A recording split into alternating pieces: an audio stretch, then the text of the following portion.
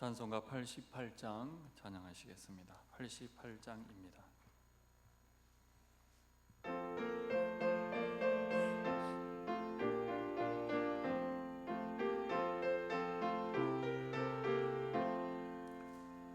내 진정 사모하는 친구가 되시는 구주 예수님은 아름다워라. 산 밑에 백합하여 빛나는 새벽별 주님 영원할 길 아주옵도다. 내 맘이 아플 적에 큰 위로 되시며 나 외로울 때 좋은 친구라. 주는 저 산 밑에 백합 빛나는 새벽별 이 땅 위에 비길 것이 없도다. 내 맘의 모든 염려 이 세상 고락도 주님 항상 같이 하여 주시고 시험을 당할 때에 악마의 계교를 적심을 내치사 나를 지키네. 온 세상 날 버려도 주 예수 안 버려 끝까지 나를 돌아보시니. 주는 저 산 밑에 백합 빛나는 새벽별 이 땅 위에 비길 것이 없도다. 내 맘을 다하여서 주님을 따르면 길이 길이 나를 사랑하리니. 물벌이 두렵지 않고 장검도 겁없네. 주는 높은 산성 내 방비시라. 내 영혼 먹이시는 그 은혜 누리고 나 친히 주를 뵙기 원하네. 주는 저 산 밑에 백합 빛나는 새벽별 이 땅 위에 비길 것이 없도다.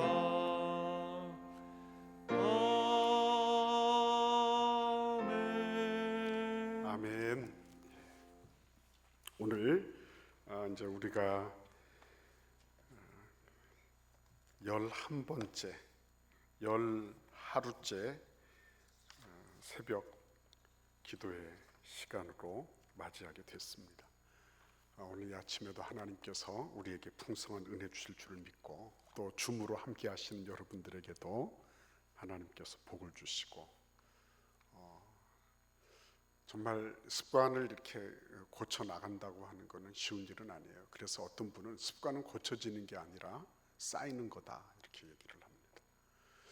그래서 오늘 우리가 다 함께 다시 한번 하나님께서 우리에게 주신 이 기회를 통해서 우리에게 거룩한 습관이 쌓이는 그런 은혜를 누리기를 바라고, 우리의 삶 속에서 지금 이제 정말 필요한 건 회복이잖아요. 그런 그 회복의 은혜가 함께 할 수 있기를 바랍니다. 우리 같이 한번 하나님께서 이 아침 주시는 말씀을 함께 읽도록 하겠습니다. 열왕기상 19장입니다. 구약 성경 548면 열왕기상 19장 1절부터 18절까지 말씀 한 절씩 여러분과 제가 교독하도록 하겠습니다. 열왕기상 19장 1절에서 18절 말씀입니다. 제가 먼저 받들어서 읽겠습니다. 아합이 엘리야가 행한 모든 일과 그가 어떻게 모든 선지자를 칼로 죽였는지를 이세벨에게 말하니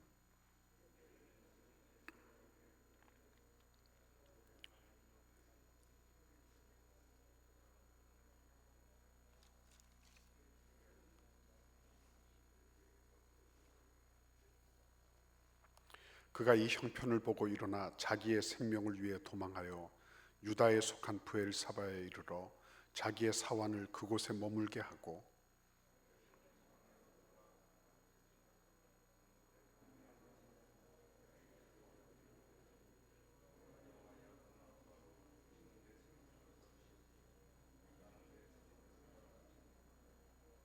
로뎀나무 아래에 누워 자더니 천사가 그를 어루만지며 그에게 이르되 일어나서 먹으라 하는지라.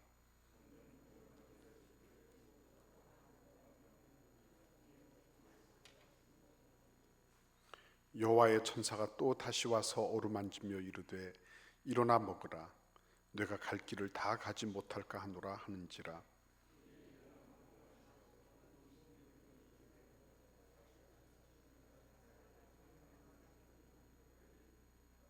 엘리야가 그 곳 굴에 들어가 거기서 머물더니 여호와의 말씀이 그에게 임하여 이르시되 엘리야야 내가 어찌하여 여기 있느냐.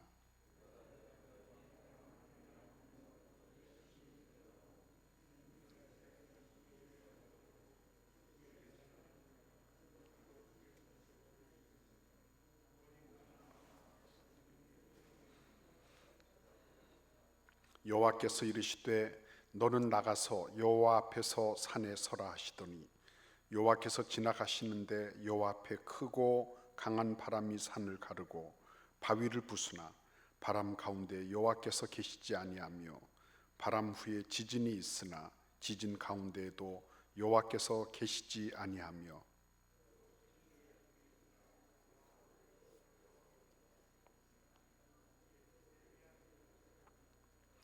엘리야가 듣고 겉옷으로 얼굴을 가리고 나가 굴 어귀에 섬에 소리가 그에게 임하여 이르시되 엘리야야 내가 어찌하여 여기 있느냐.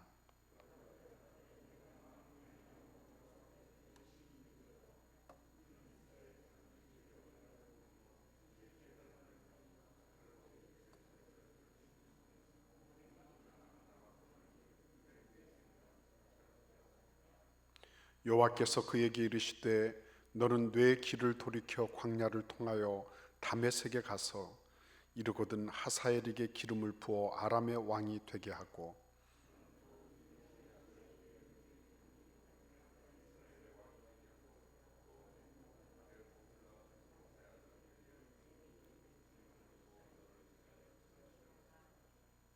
하사엘의 칼을 피하는 자를 예후가 죽일 것이요 예후의 칼을 피하는 자를 엘리사가 죽이리라. 그러나 내가 이스라엘 가운데에 7,000명을 남기리니 다 바알에게 무릎을 꿇지 아니하고 다 바울에게 입맞추지 아니한 자니라. 아멘. 우리가 읽은 이 말씀은 유명한 말씀이죠. 영적인 침체와 부흥을 말할 때 반드시 언급되는 그런 말씀입니다. 그런데 왜 오늘 우리가 이 말씀을 읽고 회복에 대한 얘기들을 또 해야 되느냐 하는 것입니다. 정말 회복할 것이 많거든요. 지금 한국 교회적으로도 마찬가지고 여러분 개인적으로도 마찬가지고 우리의 일상사 자체가 완전히 다 바뀌었잖아요. 그리고 다시 우리가 이전으로 돌아간다고 하는 거를 생각하는 거는 굉장히 힘들어졌습니다.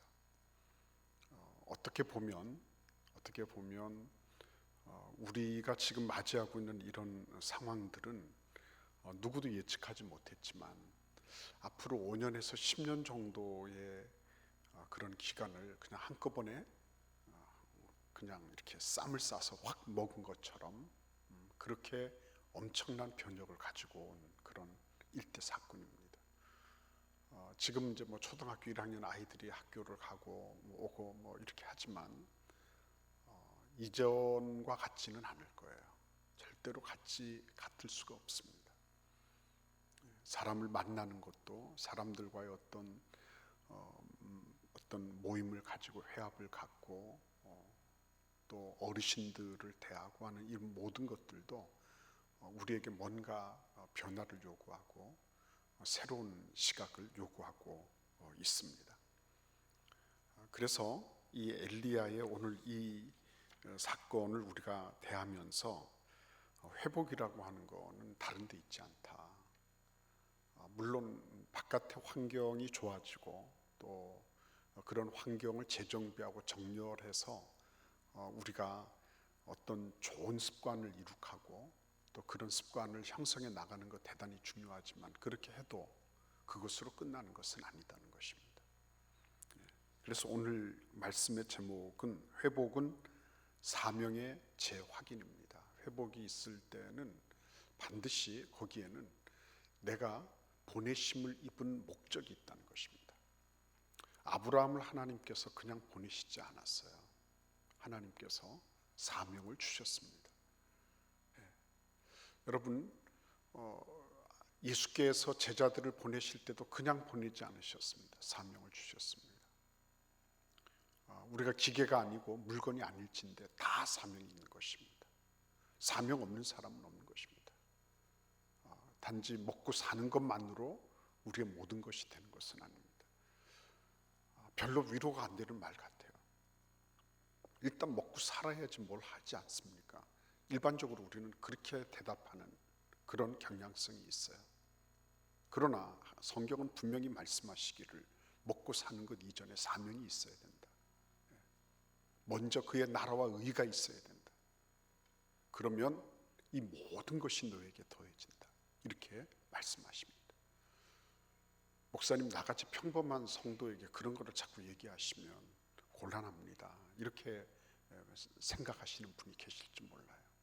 그러나 그분의 삶이 아무리 평범하고 소박하다 할지라도 하나님께서 아무렇게나 너 살아라. 너는 그냥 먹고 살면 된다. 이렇게 말씀하시지 않아요. 그분이 아무리 어떻게 봐서 그렇고 그런 삶을 살아가는 아주 일상적인 삶을 살아가는 그런 분입니다 라고 사람들은 생각할지 몰라도 하나님은 아니다라고 말씀하시는 거예요. 오늘 그 장면을 우리가 같이 살펴보도록 하겠습니다. 오늘 이 말씀의 배경을 알고 계시죠? 어떤 일이 있었습니까? 엄청난 승리가 있었어요. 근데 엘리야는 하루아침에 추락합니다. 왜 추락합니까? 날개가 있었으니까. 어떤 날개를 달았습니까? 승리의 날개를 달았어요. 바알과 아세라 선지자 850명을 일거에 정리해버리는 엄청난 일을 했습니다. 훨훨 날아 올라갔죠. 수직 상승을 했습니다. 근데 추락하는 데는 얼마 걸리지 않았어요. 이세벨이 야, 너 내일 이맘때는 네 차례다. 딱 이 한마디를 했는데 나가 떨어져 버렸습니다. 여러분, 우리가 신앙생활에 대해서 장담할 수가 없어요. 장담할 수 없습니다. 그 사람 참 신실하고 모릅니다. 나도 모르고 너도 모르는 것입니다. 엘리야를 보니까 알겠잖아요. 그죠? 엘리야를 보니까 알겠습니다. 이렇게 대단한 선지자도 일순간에 나가 떨어지는 것입니다. 그래서 장담은 참 위험한 것입니다. 나는 이래. 굉장히 위험한 것입니다. 그는 이렇게 850명 정도의 바알과 아세라 선지자들, 전국에 있던 바알과 아세라 선지자들을 다 정리했으니까 종교 개혁이 일순간에 일어날 줄로 알았어요. 하루아침에 그 승리의 여파를 몰아서 개혁을 완수하고 싶은 그런 열망으로 들끓었습니다. 그런데 이세벨이라고 하는 그 실세한테 딱 한번 부딪히고 난 다음에 그 모든 것들이 순식간에 부서져 버린 겁니다. 그러니까 사람이 가지고 있는 꿈이라든지 비전이라든지 이런 것들도요, 뭐 그 사람이 어떻습니다 이렇게 우리가 얘기를 한다 할지라도 아무튼 깨어지는 거는, 떨어지는 거는, 그거는 뭐 누구도 말릴 수가 없는 것입니다. 그래서 결과가 뭐였죠? 우울증에 걸렸죠. 그죠? 우울증에 걸렸습니다. 그래서 그 3절에 보십시오. 그가 이 형편을 보고 일어나 자기의 생명을 위해 도망하여 유다에 속한 브엘세바에 이르러 자기의 사환을 그곳에 머물게 했다 그랬습니다. 남쪽 끝, 브엘세바는 남쪽 끝이잖아요. 남쪽의 사막지대입니다. 그곳까지 그가 도망쳐서 흘러 들어간 것입니다. 그리고 사환을 머물러 뒀다 그랬죠. 사환을 머물러 뒀다고 하는 것은 이제는 자기의 어떤 삶에 대해서 누군가의 보조를 받을 필요가 없는, 이게 그냥 너하고 나하고 다 따로 떨어지자는 말이 아니라 이제 자기는 어떤 자기를 도와서 선지자적인 그런 역할을 감당하는 일을 하고자 하고 또 지금까지 해왔던 그 사완을 버림으로 말미암아 그는 자기의 사명으로부터도 떠나간 것을 말하는 거예요. 그러니까 그 혼자서 뭐 얘기하고 싶겠지 이런 게 아니에요. 그는 이제는 더 이상 싫다는 것입니다. 나를 건들지 말라는 거예요. 그냥 나 혼자 내버려 둬라. 이렇게 지금 말하고 그리고 행동하고 있는 것입니다. 그러니까 완전히 우울증에 빠져버렸죠. 그래서 뭐라 그럽니까? 한마디로 죽여주십시오. 죽여주십시오. 내 생명을 거두어가 주십시오. 나는 내 조상들보다 낫지 않습니다. 이 얘기는 뭐죠? 무덤 속에 있는 죽은 조상들보다 자기가 낫지 않다는 거예요. 격심한 우울증에 시달리는 거예요. 죽여주십시오. 왜 나를 살려둡니까? 나는 지금 죽어서 그냥 신백골이 되어 있는 그런 우리 조상들보다 조금도 나은 존재가 아닙니다. 내가 뭐 승리했다고 해서 뭐 대단한 게 있습니까? 뭐 이런 거예요. 아주 자조적이고 또 하나님을 향한 불평과 원망과 이런 것들이 서려 있는 그런 얘기들을 지금 엘리야는 서슴없이 내뱉고 있는 거예요. 완전 자포자기 상태죠. 나는 끝났어요. 뭐 내가 이기고 뭐 내가 승리하고 이랬다는 게 무슨 의미가 있습니까? 뭐 사완도 뭐고 필요가 없어요. 난 그냥 죽여주십시오. 이렇게 지금 말 그대로 배째라 하고 있는 것입니다. 그러니까 여러분 이와 같은 상황 속에 하나님께서 어떻게 이 엘리야를 다시 회복시키시느냐, 참 놀라운 방법이에요. 그렇죠? 하나님이 너 이놈 너 나쁜 놈이다. 너는 네 믿음 어떻게 했냐 이렇게 하지 않으셨어요. 천사를 보내서 로뎀나무 아래서 너부러져 있는데 천사를 보내서 어떻게 하십니까? 쓰담 하시면서 어루만지시고 그 다음에 어떻게 하세요? 먹이시잖아요. 숯불에 구운 떡과 한 병 물이 있습니다. 그거 가서 먹여주십니다. 그랬더니 그 땀 먹고 난 다음에 다시 들어 넣어버리죠. 그만큼 탈진 상태에 있었던 거예요. 근데 또 하나님께서 천사를 보내셔서 어루만지십니다. 5절에도 어루만지시고 7절에도 천사가 또 와서 어루만졌다 이렇게 말합니다. 그리고 또 먹이십니다. 그죠? 하나님은 인간이 육신이라는 걸 알고 계신 거예요. 그래서 그 남부의 그 뜨거운 그 사막 지대까지 헐레벌떡 도망쳐서 내려온 엘리야의 모습을 보시면서 하나님 어떻게 하세요? 육적으로 일단 그를 진정시키십니다. 그리고 그를 보충해 주십니다. 영양분도 보충하시고 기력을 회복할 수 있도록 해주십니다. 그래서 여러분 우리가 영은 육이 같이 있죠. 그런데 이게 뭐 영은 영이고 육은 육이고 다 이렇게 갈라져 있는 것처럼 보이지만 사실은 어떻습니까? 모두 하나님의 주권 하에 있는 거예요. 하나님은 그런 면들을 알고 계신 겁니다. 그래서 육적인 회복을 위해서 하나님은 천사를 통하여 먹이십니다. 그리고 어루만지시죠. 어떻게 그 어루만지면 뭘 의미하는 겁니까? 터치해 주시는 거죠. 그럼 뭘 의미하는 거죠? 위로해 주시는 거죠. 너 참 수고했어. 그동안 참 수고했다. 애썼다. 네가 그 사명을 감당하기 위해서 애썼다. 그러면서 하나님께서 그를 위로하시고 어루만져 주고 계신 거예요. 그 심령도 정서적으로 육신적으로 그렇게 지금 회복되고 있는 겁니다. 그런데 그것으로 끝나지 않았죠. 하나님이 어떻게 하십니까? 그를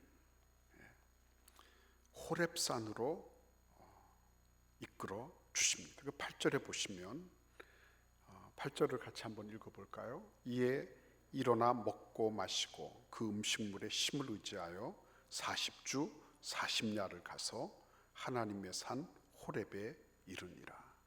호렙산에 이르게 되었습니다. 자, 그런데 여러분 여기에서 정서적으로 또 육신적으로 회복이 되었지만 그럼에도 불구하고 그에게 아직도 남아있는 한 가지가 있었습니다. 그게 뭐였습니까? 거기 11절 상반절을 보시겠습니다.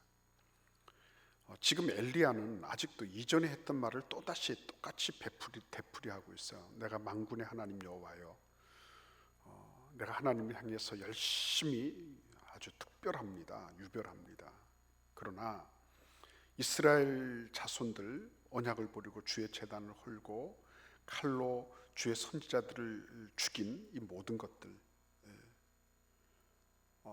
그래서 내가 지금 현재 이런 상황이 됐는데 나 혼자만 남아 있습니다 하는 이런 얘기들을 계속 되뇌이고 있어요. 나는 지금 나 혼자만 똑 떨어져 있습니다.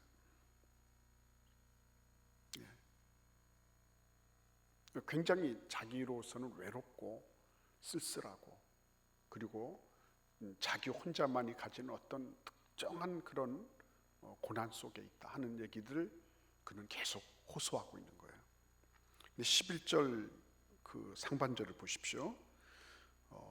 여호와께서 이르시되 너는 나가서 여호와 앞에서 산에 서라 하시더니 그랬습니다.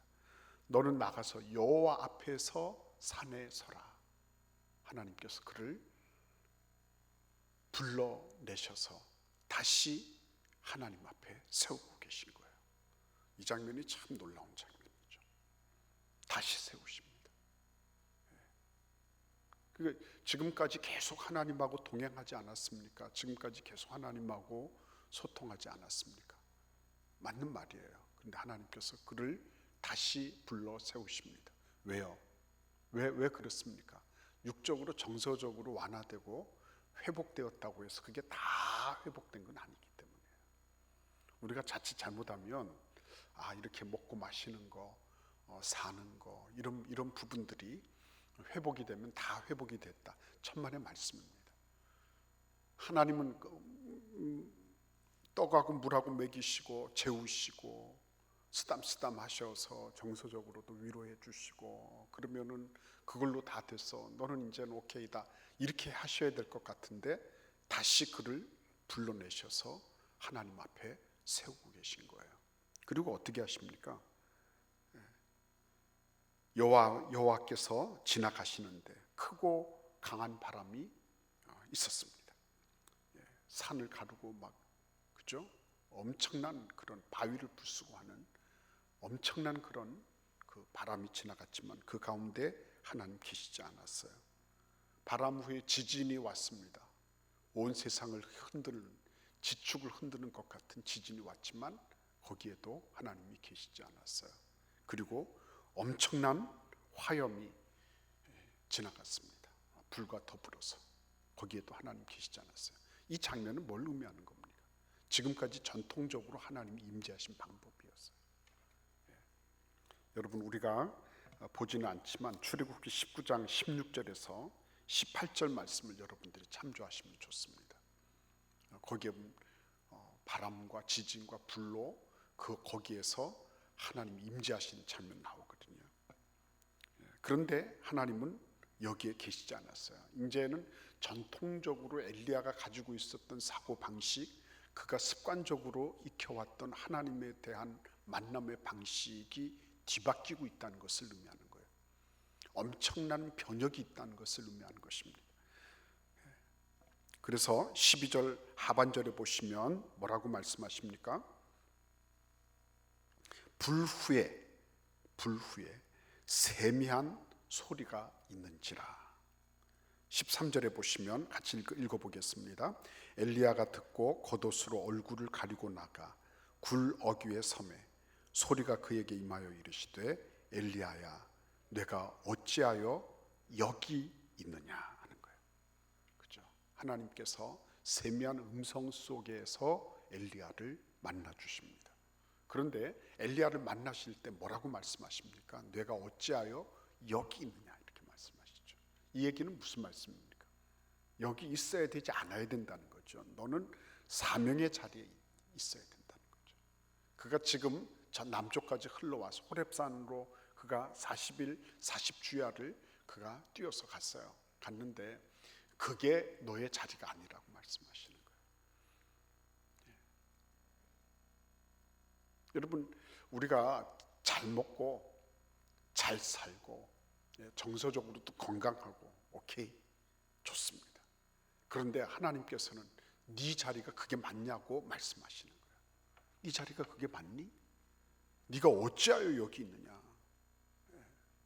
네가 여기 있어야 되는 게 맞느냐라고 반문하고 계신 것입니다. 다른 말로 말씀드리면 너는 지금 사명을 이행하는 자리에 있느냐라고 말씀하고 계신 거예요. 그 말씀은 아니라는 거죠. 그래서 어떻게 하십니까? 14절에도 보시면 똑같은 말을 하죠. 하나님을 만났습니다. 하나님의 임재 속에 있었습니다. 그러나 그의 사고의 습관, 의식의 습관은 결코 바뀌지 않았어요. 계속 같은 얘기를 똑같이 반복하고 있는 모습을 봅니다. 10절에서도 하는 말을 14절에도 하나님께 여전히 하고 있는 그런 엘리야의 모습을 봅니다. 그때 하나님께서 15절로 응답하시는데 우리 같이 읽어보도록 하겠습니다. 여호와께서 그에게 이르시되 너는 내 길을 돌이켜 광야를 통하여 다메섹에 가서 이르거든 하사엘에게 기름을 부어 아람의 왕이 되게 하고. 여러분, 하사엘에게 기름을 부어서 아람의 왕이 된다. 지금 이 엘리야는 누굽니까? 유다 사람이잖아요. 그죠? 그런데 하사엘은 아람 왕이에요. 그죠? 그리고 16절에 보시면 님시의 아들 예후에게 기름을 부어서 이스라엘의 왕이 되게 하고. 그 남의 나라란 말이에요. 그죠? 그리고 나중에는 16절 하반절에 보시면 아벨 무올라 사밧의 아들 엘리사에게 기름을 부어서 너를 대신하여 선지자가 되게 해라. 그렇게 말씀하십니다. 이제 유다로 온 거네요. 유다, 이스라엘, 아람, 이건 뭘 의미하는 겁니까? 그들에게 가서 그들의 뒤를 이을, 그들이 앞에 있었던 왕의 뒤를 잇는 그런 왕을 네가 세워라. 그리고 선지자도 세워라 라고 말씀하고 계십니다. 일단은 그가 어떻게 돼 있습니까? 그가 지금 자기 육신 하나도 제대로 이렇게 제어가 안 됐어요. 그냥 죽여주십시오 이렇게 할 정도였죠. 그런데 하나님께서는 그를 동굴 앞에 세우시고 지금까지 전통적인 방식이 아니라 세미한 음성 속에서 그를 만나셔서 그가 국제적인 사역을 감당하도록 하세요. 뿐만 아니라 이 사역은 어떤 의미가 있습니까? 다음 세대를 세우는 거예요. 미래를 세우는 거예요. 후계자들을 세우는 일이었습니다.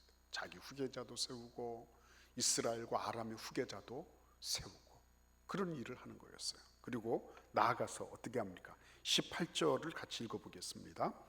그러나 내가 이스라엘 가운데에 7,000명을 남기리니 다 바알에게 무릎을 꿇지 아니하고 다 바알에게 입맞추지 아니한 자니라. 자기 혼자라고 자꾸 주장했죠. 나 외로워요. 내가 이제 죽어나가면 나는 이제는 하나님 나라는 없는 거예요. 막 이렇게 이제 자기 주장을 펼쳤습니다. 그런데 하나님은 말씀하시기를 7,000명을 남겨뒀다 이렇게 말씀하시는 거예요. 시야가 확 확장되는 거죠. 그렇죠? 시야가 확 확장되는 겁니다.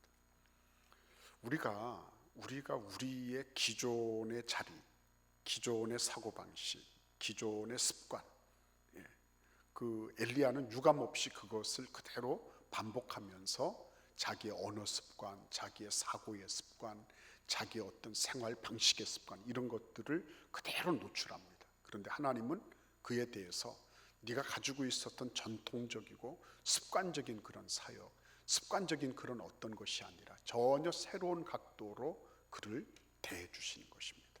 그래서 지금까지 바람과 지진과 불에서 만나 주셨던 그 하나님이 이제는 세미한 음성 속에서 만나 주시고, 지금까지 자기 나라를 중심으로 뭔가를 하려고 했죠. 근데 이제는 국제적으로 그를 세워 주시고, 그리고 자기만의 어떤 것이 아니었어요. 이제는 미래를 향해서 나가도록 그의 눈을 열어주시는 것입니다. 너 혼자가 아니야 이렇게 말씀하시면서 그러니까 여러분, 우리에게 있어서 회복이라고 하는 거는 어떤 면에서 아주 확실한 것입니다.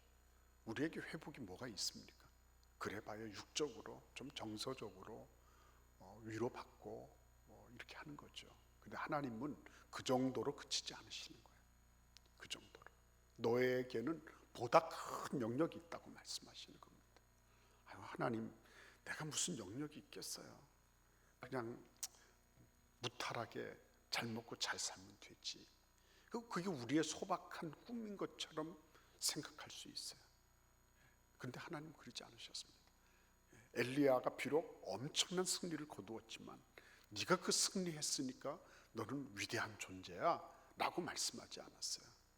그 사람이 아무리 대단하다 할지라도 한달음에 꺾일 수가 있는 거고, 그 사람이 어떤 존재라 할지라도 결코 호언장담할 수 있는 그런 존재는 지구상에 없어요.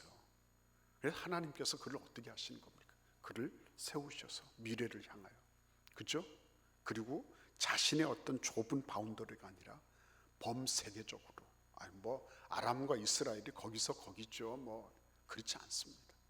지금 유다 안에서 지금 안달복달하고 있다가 지금 이런 상황이 된 거잖아요. 엘리야가. 그러니까 하나님이 넓혀주시고, 너 말고도 7,000명의 너의 동지들이 있으니까 걱정하지 마. 너는 연대되어 있는 거야. 너 혼자가 아니야. 이렇게 우리에게 말씀하시는 거예요. 여러분, 오늘 하나님께서 우리들의 삶 속에서 이루고자 하시는 거, 이거를 생각을 해보셔야 돼요. 단순하게 내가 열심히 뭔가를 하려고 하는데 안 받쳐준다. 엘리야가 그런 거잖아요. 하나님, 나는 뭔가 좀 막 발버둥 치고 뭔가를 하려고 하는데 안 받쳐주네. 안 받쳐줘. 하나님 왜 이렇습니까? 나는 왜 그런 거예요? 이렇게 얘기를 할 때 하나님은 아니야. 다시 힘을 불어 넣어주시고 용기를 주시면서 하나님은 새로운 각도로 자신도 보고, 새로운 각도로 미래도 보고, 새로운 각도로 그때 당시 국제적인 관계를 볼 수 있도록 그를 새롭게 세워주고 계신 모습을 우리는 이 말씀을 통하여 보는 거예요. 그래서 여러분, 회복은 내가 다른 육적인 여러 가지 것들을 많이 잘해서 회복이 되는 건 아니에요. 그것만으로 다 끝나는 것은 아닙니다. 진짜 회복은 어디에 있는 겁니까? 하나님이 나에게 하라고 주신 일, 그죠? 그것이 크고 이렇게 국제적이고 세계적이고 미래를 바라보고 그렇게 안 보일 수도 있습니다. 그러나 내 앞에서 먼저 그의 나라와 그의 의를 구하는 것은 국제적인 것보다 훨씬 큰 것입니다. 내가 내 삶의 현장에서 먼저 주님의 나라와 주님의 의를 구한다. 이거는 범세계적인 정도가 아니라 이거는 말 그대로 하나님이 우리에게 범우주적으로 맡기신 그런 일인 거예요. 내가 내 삶 속에서 먼저 그의 나라와 의를 구하는 거. 하나님이 그것 때문에 우리를 보내신 거예요. 내 삶의 염두에 하나님이 계시고, 나의 모든 생각의 단초에 하나님께서 나에게 뭐라고 하시는지 이게 있으면 그 사람은 그게 사명이에요. 그게 사명입니다. 내가 누구누구에게 가서 기름을 붓고 누구누구를 어떻게 하고, 그거는 엘리야에게 맡겨진 일이에요. 그러나 엘리야가 아닌 나 같은 사람이라 할지라도 하나님이 나에게 먼저 그의 나라와 의를 구하게 하셨다. 그래서 나는 이렇게 내 삶을 내가 통제하고 제어하며 살겠다. 나에게 주신 사명이라고 하는 게 그것이다 라고 확신하고 믿음으로 나아가면 하나님께서는 그를 통해서 미래도 여시고 땅 끝까지 이루도록 그런 역사도 이루시고, 내 옆에 이렇게 보니까 나 혼자 딸랑 떨어진 것처럼 보였는데 주변에 7,000명이나 되는 엄청난 사람들이 함께 연합하고 있는 모습을 보는 거예요. 그런 역사를 하나님은 준비하고 계셨어요. 우리에게도 마찬가지입니다. 나 혼자입니다. 때로는 외롭고 힘들 때도 있겠죠. 이해받지 못하고 함께하는 사람 없어 보이고 고독할 수 있어요. 그러나 하나님 앞에 우리가 그의 나라와 그의 의를 먼저 구하면서 주님께서 나에게 주신 것이 반드시 엄청난 일이 아니라 할지라도 내 삶의 반경에서 그런 일들을 행하고 있다면 그 사람은 사명자예요. 그 사람은 하나님의 일을 행하고 있고 하나님의 뜻을 수행하고 있는 것입니다.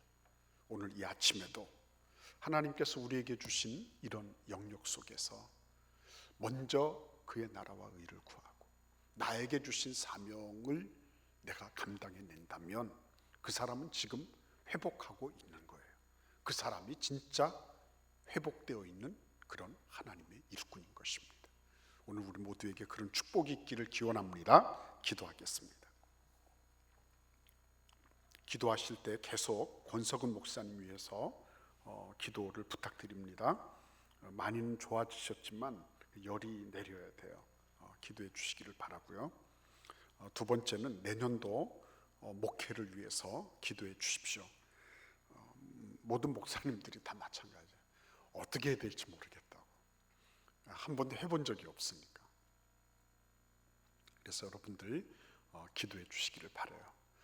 우리 교회는 예배와 소그룹과 봉사를 통해서 우리는 단순화한 그런 교회가 되도록 이렇게 기도해야 되겠습니다. 우리는 지금까지 많은 사역을 해왔어요. 근데 이제는 그런 사역들이 제한을 받을 수밖에 없습니다. 모이는 것들도 힘들어지고 그리고 그런 여러 가지 것들을 함께하는 것들이 굉장히 많은 제약을 받게 됐어요. 그래서 정말 꼭 필요한 사역들에 초점을 맞추고 단순화한 그런 사역이 필요한 때입니다. 기도를 부탁드립니다. 그리고 여러분들 우리 교회 학교를 위해서 또 우리 수능 시험을 치르는 우리 아들 딸들을 위해서 기도를 해 주시기를 바랍니다. 하나님 고맙습니다. 엘리야는 엄청난 승리를 거두었지만 그 승리 자체가 그를 보장해 주지는 않았습니다. 하나님 자비를 베풀어 주셔서 우리도 이전에 승리했던 그 추억들, 이전에 이겼던 그런 기억들 거기에 머물러 있지 않게 하시고 하나님 앞에 새로운 각도, 새로운 시야를 가지고 그의 나라와 그의 의를 먼저 구하면서 믿음으로 우리의 앞날을 하나님이 이룩해 가시는 모습을 보게 하여 주옵소서. 회복은 엘리야에게 사명을 주셔서 그 일을 감당하게 하심으로 그의 생을 회복시켜 주셨던 것처럼 우리의 생애 속에서도 하나님이 그의 나라와 그의 의를 먼저 구하면서 나에게 주신 사명, 그 사명을 잘 감당하는 그런 은혜가 있어서 나도 우리의 가정도 우리 교회도 우리 나라도 다 같이 회복되는 축복을 누리게 하여 주옵소서. 지금은 우리 주 예수 그리스도의 은혜와 아버지 하나님의 극진하신 사랑과 성령님의 교통 교제하심이 주님 앞에 나온 사랑하시는 주의 백성들 머리머리 위에 지금부터 영원토록 함께 하시기를 간절히 축원하옵나이다. 아멘. 주여 삼창하시면서 함께 기도하겠습니다. 주여 주여 주여.